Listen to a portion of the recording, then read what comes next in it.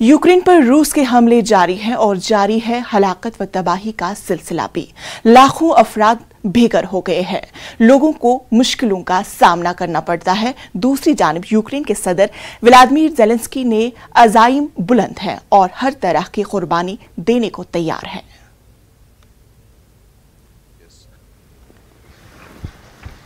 The question is, how long can we withstand? Many things depend not just on us. We will endure, and even if they come into all our cities, there will be insurgent war, and no one will give away our independence. Today, war is here. Tomorrow, it will be in Lithuania, then in Poland, then in Germany. This is serious.